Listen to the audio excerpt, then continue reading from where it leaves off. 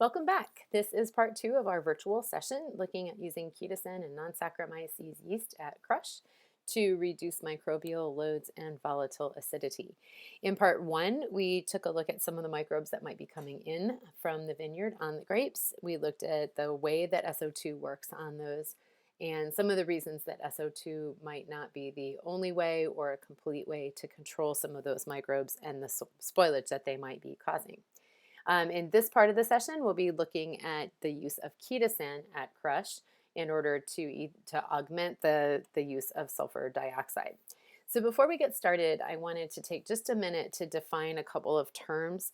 There's a few words that I throw around quite a lot that do tend to sound a lot the same. And so I wanted to clarify what those terms mean before we go any further. So the first one is chitinase. Those of you that were at sensory session 1 heard a lot about chitinase. Chitinase is an unstable protein that's found in grapes. It's produced by grapes to work against the fungal cell walls of mildew that would affect the grapes in the vineyard. However, when it comes into the winery and becomes part of the wine, that's what forms the unstable fraction that leads to protein instability. And so we had a whole set of experiments looking at protein instability, and chitinase was one of the main targets for that particular set of proteins. The second sort of like term is chitin. Chitin is actually the second most common polysaccharide on Earth, and it's found in the cell walls of fungi, yeast, and the shells of crustaceans. So the reason we've heard chitin before is because this is the substrate to chitinase. So the reason that chitinase works is that it's attacking chitin in the cell walls of fungi and yeast. Today we're going to be talking about chitosan. So chitosan is actually chitin that's had one group removed from it. So if you look over on the right-hand side here, I've got a couple of chemical structures, and you can see this middle one is a picture of chitin. And there's this one group on every subunit of chitin, there's this acetyl group right here that can be removed with an industrial process. You see it's not present on the chitosan here, and it's the removal of that, the deacetylation of chitin, that gives us chitosan. Chitosan the chitosan that's used in wine comes from Aspergillus niger, which is a fungal source, so we don't have to worry about animal products in the wine. Chitosan itself is used in a lot of different applications in food science, but again, we're going to be using it for its antimicrobial properties in wine. So again, the molecule that we're going to be looking at today is the effect of chitosan on our grapes. We will see chitinase and chitin come back again into our discussion at the end of the next slide, but the molecule that we're actually testing today is chitosan. So when we look at the use of chitosan in winemaking, it's important to realize that lots of different companies offer some form or many forms of chitosan products. When we think about chitosan, remembering that it's a manufactured product, we need to think just a little bit about what makes it most effective. So a couple of different studies have been done there showing that the effectiveness of chitosan depends on the overall molecular weight of the product and also the degree of deacetylation. So thinking about the fact, we had to take off that acetyl group to turn it from chitin to chitosan. So the more deacetylated it is, the more actual chitosan activity it has. And then another thing that's been shown to affect the working of chitosan would be the pH of the medium. So again, in this case, if we have a lower pH, we're going to have more effective chitosan, and if we have higher pH, we're going to have less effective chitosan. So chitosan at this point has been utilized or tested for work in all kinds of different parts of winemaking. So I've heard of some people using it in the vineyard in order to knock back that microbial population. I've heard of it being used on grapes during transport to protect the grapes from microbial spoilage. Certainly it's used at crush in conjunction with or instead of SO2, and that's the application we'll be looking at today. It can also be used in conjunction or instead of SO2 to raise a pied de cuvée. So if you're one of those folks that's raising a starter culture of ambient yeast out in the vineyard that you're then going to bring into the winery and use to inoculate your ambient fermentations, Chitosan might be a tool that you could use in the vineyard to just select for Saccharomyces along the way. It can be used to inhibit malolactic fermentation after fermentation has been completed, in that case, instead of lysozyme. It can be used to prevent microbial spoilage during aging after malolactic fermentation has finished. It can also be used to treat Brettanomyces infections after they've already started to occur. And this is a new one to me, but it can be used in conjunction with bentonite to fine out chitinase. And that one, if we think back to the last slide, we can remember that chitinase, our unstable protein that's found in grapes, its primary substrate, the thing it binds to, is chitin. Well, if we think about how similar chitin and chitinase are, or I'm sorry, chitinase and chitosan, we can imagine that chitinase might also bind to some degree to chitosan. So if we couple bentonite with chitosan, we might be able to do a better job of removing our unstable proteins without having to use so much bentonite. And there's at least one product I've come across that has started to look at that. So if you're interested in that kind of application, talk to me and we can figure out a way to test that for you next year. So before we jump into our experiments, I did want to go over just a little bit of what we do know about how chitosan actually works. So what is its actual antimicrobial effect? And that sometimes helps us to understand how we should be using this in the winery. So chitosan is positively charged at wine pH. And the way that there's a couple of studies that have been done to look at sort of how is it actually interacting with microbes. And it turns out that microbial cell walls themselves are negatively charged. And so it has been shown to actually bind to the cell walls of our microbes in relationship to sort of the charge of the cell walls of that particular organism. And different microbes are going to have different cell wall charges based just on their genetics. And so as a group, it looks like the gram-negative bacteria have higher rates of chitosan binding than the gram-positive bacteria. But even within that, there's still a fair amount of variation. So again, the lower pH, the more positively charged the chitosan is, and the better it is at binding to these negatively charged cell walls of these microbes. So another paper I read looked at sort of what's the possible mechanism, what's happening after it actually binds to those microbes. And there's a couple of different mechanisms that this particular paper looked at, but it looks like that physical binding does lead to increased sedimentation. So when the chitosan binds to the cell walls of these microbes, it basically helps to make them fall down to the bottom of the tank or the barrel, which does sort of argue for this, racking off at the end of treatment. Basically, it's getting them down to the bottom, and then once you rack off, you kind of can knock back that population. So that's really just a fining agent, the way that that's working. But the same paper also looked at what's happening to the working of the cell itself. And what it found was when the chitosan is binding, they could measure leakage of cell components into the environment around it. So they measured leakage of ATP, which is like the energy currency of the cell. It's a molecule that kind of shuttles energy around the cell. So the cell was leaking ATP, which is like hemorrhaging money, basically. Other studies have shown leaking of potassium and proteins. So basically, once cells start to sort of leak out these important cellular components, that can lead to loss of function in the cell and possibly cell death. Now, this particular study really looked at, it had an interesting wrinkle to everything in that it looked at, it stained cells to say, are the cells alive? And it did a separate thing where it stained the cells to say, are the cells dead?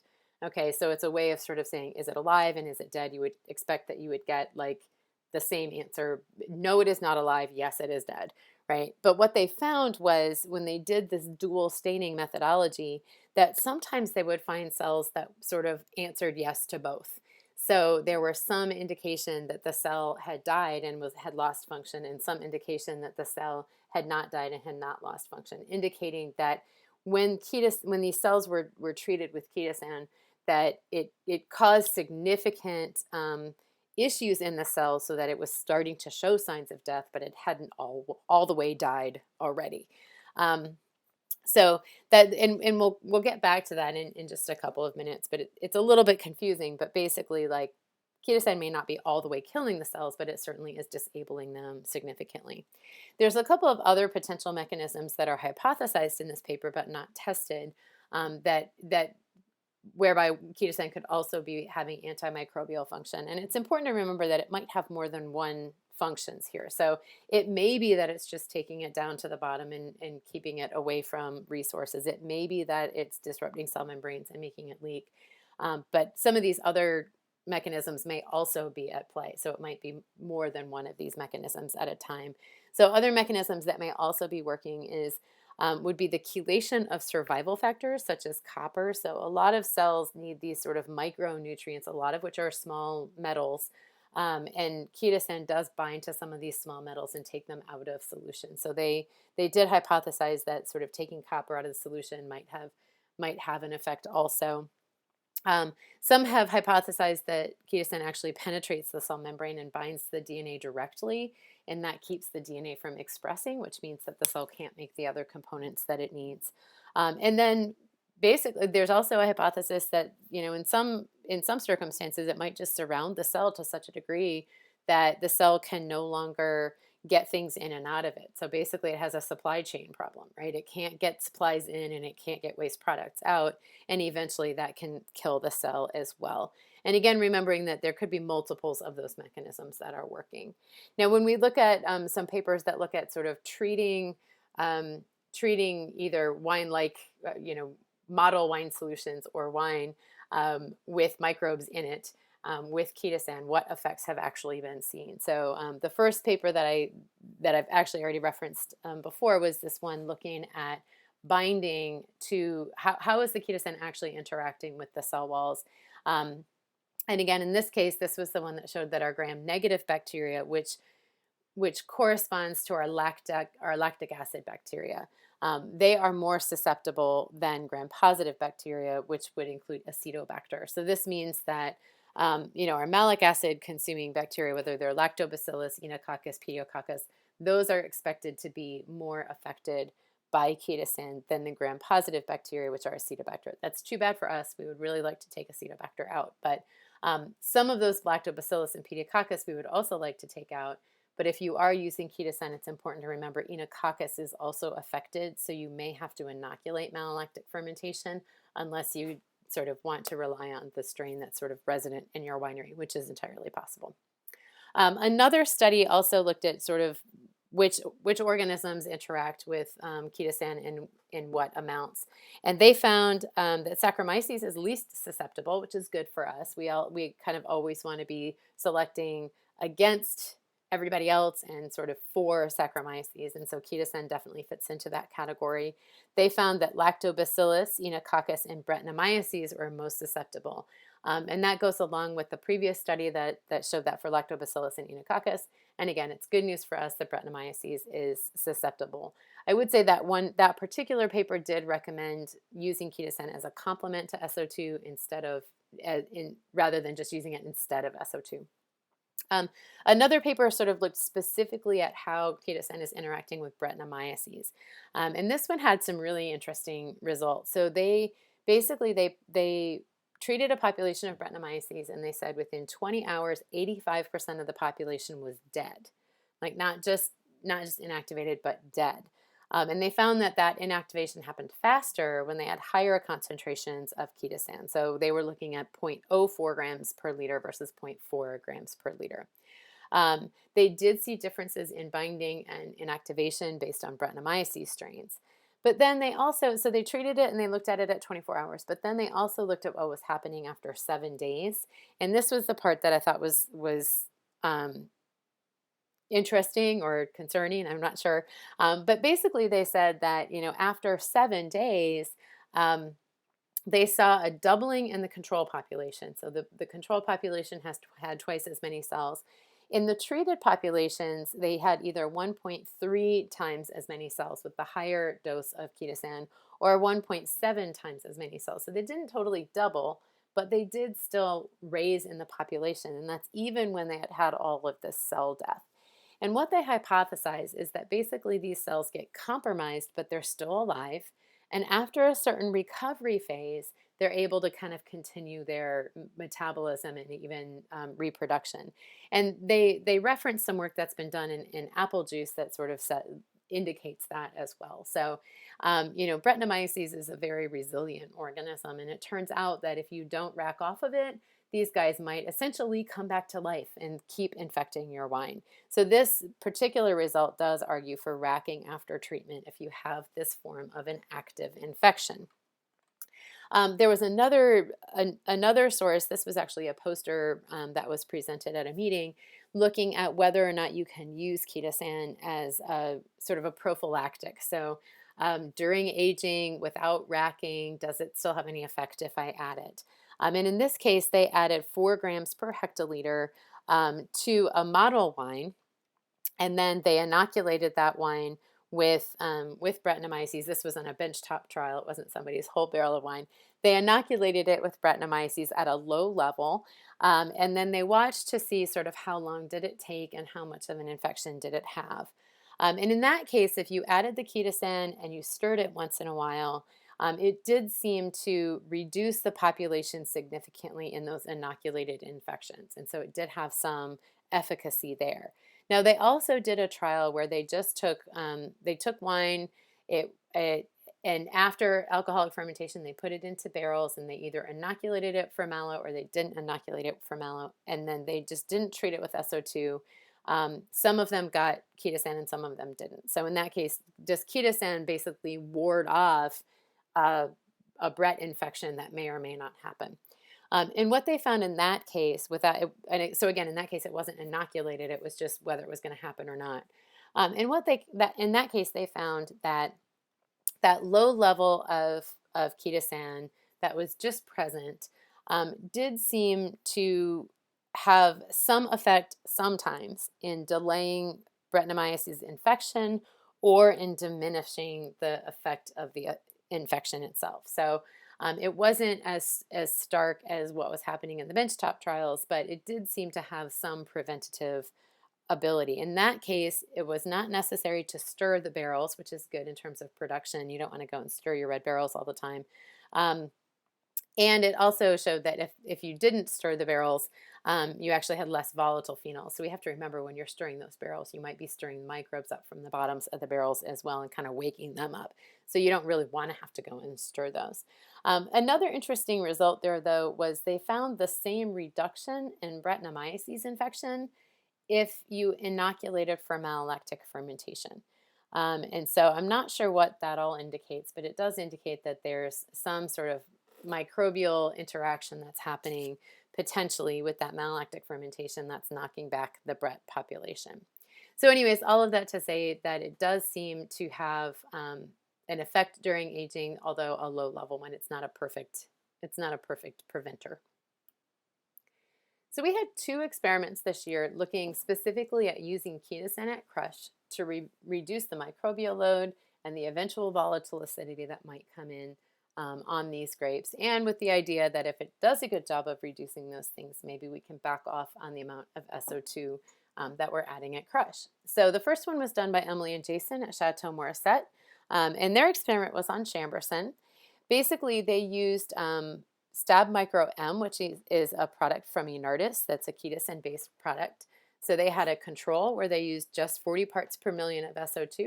And then they had a treatment where they used the same amount of SO2, but also they added Stab Micro M at the same time. So just a word about Stab Micro M before we go further. The reason we chose Stab Micro M is that this is one of the few Chitosan products on the market that's really marketed for grapes, juice, or must. And when I talked to the representatives at Enartis, they said that basically there is some interference or lack of efficacy with Chitosan in highly turbid environments. And so when we think about that with, for example, with a red wine fermentation, there's a lot of turbidity in there. And so this particular product was developed in order to try to be more effective in that turbid environment. And in this case, again, the product information, the graph on the top here is really looking at Stab Micro, which is their their normal their normal Chitosan product working on finished wine, and you can see that it does have some effectiveness against Acetobacter, Lactobacillus, Enococcus, Brettanomyces, and Zygosaccharomyces. So lots of the spoilage organisms that we would be concerned about, but also Enococcus. The Stab Micro M product, which is designed again for grapes, juice, or must, usually would be utilized during a cold soak, and that's that graph that you see down here.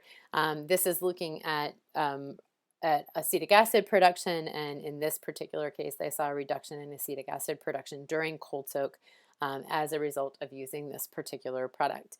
I have shown the dosage, the recommended doses here, and the price. One of the issues with Chitosan use is that it is fairly expensive. However, again, when I spoke with the representative about this, they said that, for the Stab Micro M product, they really did try to price it so that it's almost the same as if you were to use lysozyme. So in this case, at its recommended, at the median recommended level here, it costs about $8.50 per barrel equivalent of wine, which comes out to about 3 cents a bottle. So it's not the cheapest thing that you're going to be using, but they have tried to sort of move that price point a little bit so it's a little more approachable. Okay, so in this particular experiment, again, I'm going to kind of go over these methods on a surface level and highlight the things that are most important to me. If you want to know all of the details of the winemaking, the report is also available on the WRE website. I'll be posting this right next to wherever I post this video, and so you should be able to go ahead and grab that as a PDF so that you can look at any of the details of the winemaking. In this case, the Chambourcin was hand harvested and destemmed and pumped through a must pump to variable top tank. So it wasn't necessarily crushed, but that must pump is going to kind of crush it up. So in the process of that, everything got 40 parts per million of SO2. And again, the treatment received that 40 parts of SO2 plus some Stab Micro M along the way. For those two fermentations, all the other additions were the same between the two at the same time and at the same rate. The inoculation was done at the same time and the same rate. They were pressed at the same time. They were inoculated for malolactic. And then after malolactic fermentation, they had an acid addition and SO2 additions, but again, those being kept the same between the two treatments. So when we look at the overall juice chemistry here, I show this to you we wouldn't expect the juice chemistry to be different at all. In this case, it looks like we have slightly different chemistry in one tank versus the other, basically just due to the fruit that went into there. So the tank that just got SO2 does look like it had slightly riper fruit go in there. So it's got, it's got a little bit higher Brix, a little bit higher pH, a little bit lower TA, whereas the Stab Micro fruit is the opposite. But these did come from the same vineyard, same rows, just whichever luck of the draw, which lugs got to go where. When we look at the fermentation kinetics, again, we don't see any difference in the fermentation kinetics. That's a good sign. We don't want to have whatever our treatment is doing be knocking back our Saccharomyces, and we see in this case that that's not happening.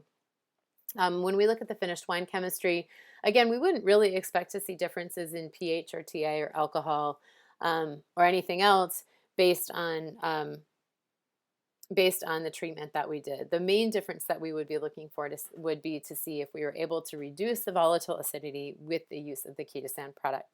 That wasn't the case here. It does look like there's, at 0.65, if we think about it, we've got, maybe about 0.7 or 0.8 is about when our acetic acid becomes perceptible. So this is still imperceptible, but it's kind of close. And we can see that there's a little bit of residual sugar there, and so there is a little bit of risk of some spoilage during aging, simply because there's a sugar source in there, and our spoilage organisms might be able to find it. So the color metrics here are not different between the two. Again, because we give them the same dose of SO2, we wouldn't expect those to be different, but I did want to make sure to show them to you. And then the last metric that we took for these was the microbiology, and in keeping in mind that this micro is happening after several months of aging in barrels. Okay, these were barrels that were the same as each other, but no two barrels are actually really the same as each other. But in this case, if we look at the difference in microbes between the control lot and the Stab Micro lot, we really do not see very big differences at all. Everything is within the same order of magnitude. which tells us that in this case, our stab micro did not seem to be doing anything that our SO2 wasn't doing on its own. Now, when we sort of think about what's happening there, there's kind of two things to think about. First of all, the 2018 vintage that spawned all of these experiments was very different from the 2019 vintage. The 2019 vintage, we had very clean grapes coming in, and there was already a pretty healthy SO2 dose happening here. So it may be that we simply just didn't need the extra protection in 2019 in this particular case. The other thing is to remember what's going on during aging. So, certainly that initial inoculation of non-Saccharomyces yeast, Acetobacter, Enococcus, those things initially matter, but there's all this time post-malolactic and during aging that also affects how many microbes we have around.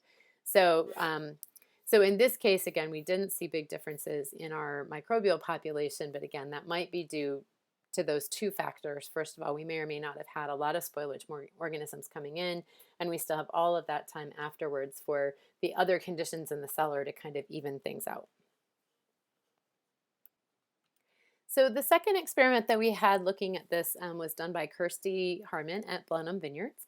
In 2018, we had a couple of experiments through Blenheim where we were looking at stirring in red wines, but when we looked at the numbers, Kirsty felt like even in the controls, the number of microbes that she saw in the wine were higher than she wanted them to be, and so that led her to ask this question. I'm already adding a lot of SO2 at crush. Is there anything else I can do to bring down my microbial population? And so that's what was leading Kirsty to want to investigate this question in 2019. And so in this case, the experiment was done in Cabernet Franc. There were two treatment levels again. One was the control that just got 50 parts per million of SO2 at crush, just layered in on the fruit. And then the treatment got that 50 parts plus 15 grams per hectoliter of stab micro M at crush. This is a higher amount of stab micro M, but it's closer to what the recommended dose is.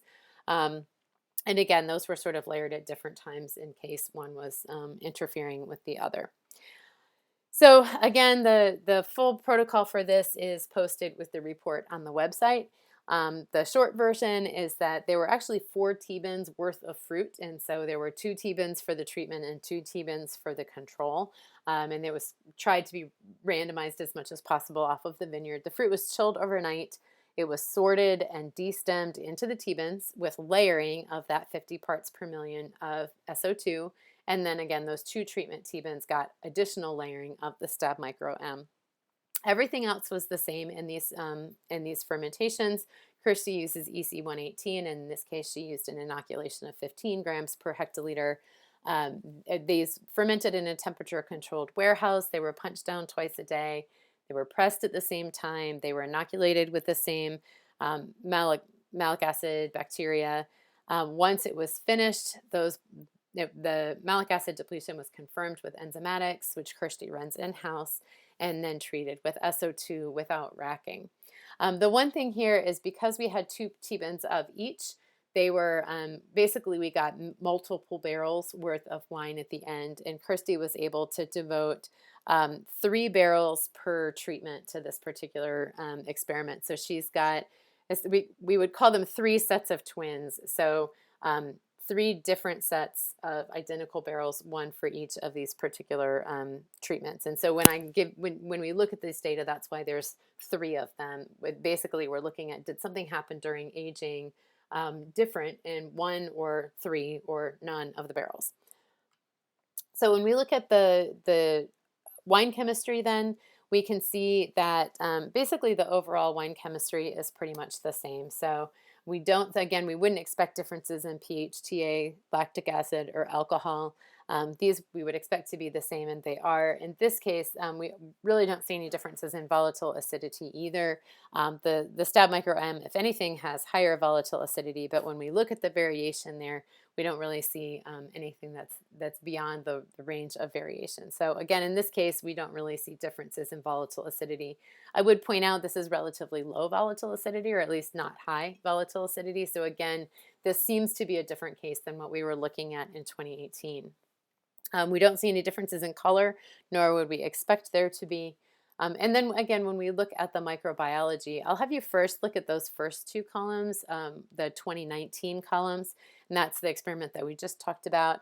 And again, here we don't see any differences between the control and the Stab Micro M treatment. These are all within the same the same order of magnitude of one another, which indicates to us we haven't had a very big effect. But just to sort of show how different 2019 was from 2018, I've given you the levels of the microbial levels in the control barrels in 2018. The experiment in 2018 was a stirring experiment, and so the treatment levels aren't really relevant here because we added microbes, but these are from the control barrels, and we can see that, our Saccharomyces and Enococcus are about the same. Those are sort of our non-spoilage organisms, but when we look at our spoilage organisms, we see a lot more of them. So we see an order of magnitude higher of acetic acid bacteria. We see presence of some lactobacilli that we don't see this year. We see much more Pediococcus and Brettanomyces and Zygosaccharomyces. So when we think about sort of that overall microbial load in 2018 versus 2019, again, this may not be about Stab Micro M not making a difference. It might be that with 50 parts in there, we've already made that difference and we don't need to be adding the Stab Micro. Whereas in a year like 2018 with 50 parts, these are the microbial loads that we were seeing. And so maybe it might be in a year like that the Stab Micro M is really worth the investment. So that is the end of video number 2. And I hope that you come back and watch the third video where we'll talk about using non-Saccharomyces yeast during at the beginning of fermentation or at crush in order to also knock back these microbial populations and reduce volatile acidity.